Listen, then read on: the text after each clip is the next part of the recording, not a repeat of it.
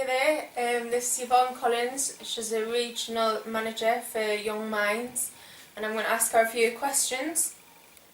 What are the current challenges facing the service? Well, Emma, I think what you would agree is that funding is a big issue, and especially when you're trying to get young people involved in having a say about their services. Yeah. So that's one of the major issues, I would say.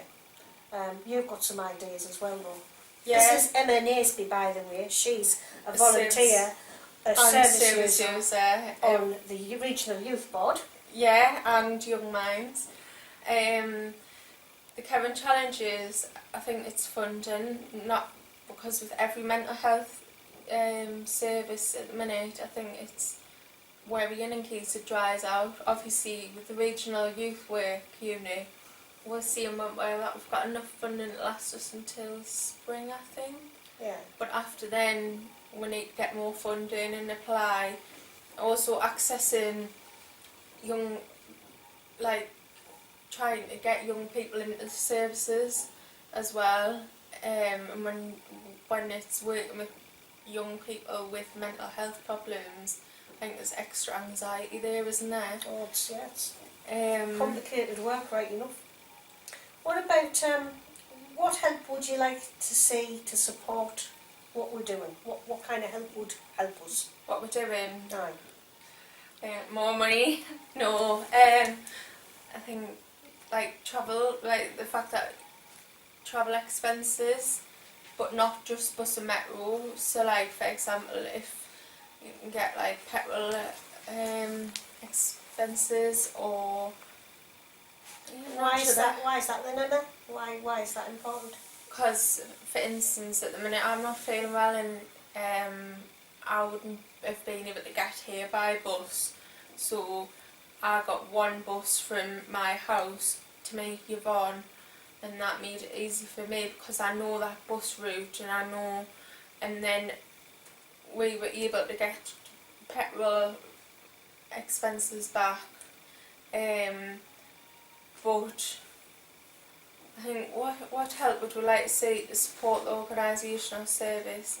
I think more schools involvement as well, because I'm only 21 myself, and as a child, I think my first first time that I suffered mental health problems were probably as I was about 14 or 15. I just stopped eating, and you would think that the school would have picked up on that. And also I had I suffered traits of obsessive compulsive disorder, and I actually went, this is before all the David Beckham hype and everything, all the celebrities suffered it. But I went to see someone about it, and I wish that I'd got help then, because it might have stopped us progressing into adult services. And I think, but I think it's good that it's tackled at a young age. But there's not enough projects that work with children for us to signpost them to. Yeah.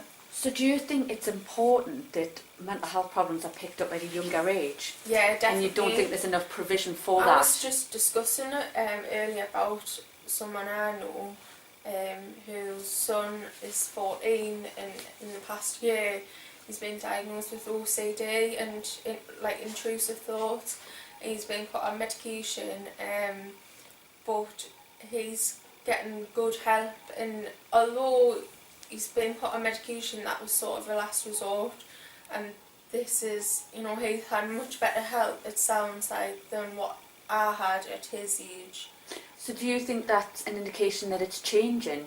Yeah. Perhaps getting a little bit better? I think it is getting better, because, I think I was 17 when I went into CAMS, so obviously I was older, and I think the woman just thought, oh well, she's drinking, she's in college, it's hormones, and she was just putting it down to that. I don't think she wanted to admit that I was suffering depression or a mood disorder, and now when I look back, I think it was so in your face. How did you not see it?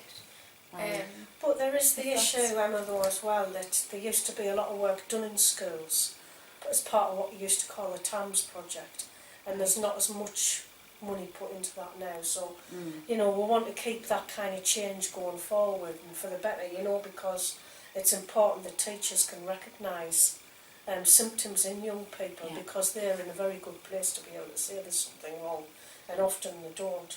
I think if it's diagnosed earlier, and if it's like we had people join our service, didn't we? Just the other day, after a Young Minds commissioned a play, and by them wifeys, and it was done in a school surrounding mental health.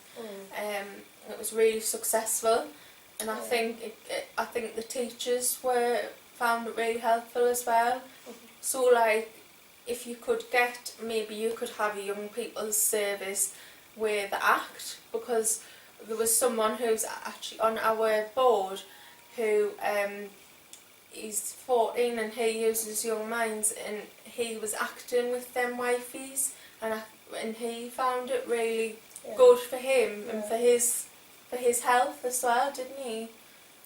You know, why we've been here today, Emma, is there anything that you've heard today that's helped or encouraged you from listening to all them speakers? I know that coming to the mental health North East event today, I think it's it's given a bit hope, because you know, you go to all these meetings sometimes and they are a bit negative, and they're talking about benefits being cut and about services being closed. And just today I seen people from Aspire, and that I used to use a Bridge Women's service that's closed down, but Aspire's a new thing, and it's, you know, services are still moving on, aren't they? Yeah, And they're still progressing from the, you know, from the recession and from the mental health budgets being cut and everything, has come new services, and they're getting better. And it's just like, if there had been adequate young people services, then I might not have found Young Minds, and so on and so on. I think networking's really good as well, because I've just met someone from Mental Health North East, and I was telling them about different people, about the wellbeing network that's on next week. I mean, I only work 2 hours a week at the minute because I've been unwell, and I'm out the house every day because I'm at a different meeting, I'm meeting people. I go on a service user carer leadership course, I'm on the a health and wellbeing network with Sunderland. I go to mental health user voice meetings. I go to the meetings about the crisis team in Sunderland, and then the regional youth work unit meetings, and I'm never in the house. And I go to Headlight at Sunderland, but that keeps me well, you see, whereas other people who, they might work full time, then get unwell, or go to Headlight every day, then get unwell, and you've got to have a balance. And I think that's what encourages you coming here and meeting other people with this, like, similar problems as well, because you see that, you know, you don't have to be in Cherry Nose or St Nick's or whatever to have a mental health problem. You can be just like you or me. Oh, exactly. And it's just... that's really good. Well, thank you very much, Emma, for sharing your thoughts with us. Have you got any thoughts, Yvonne? No, I completely agree with you, Emma.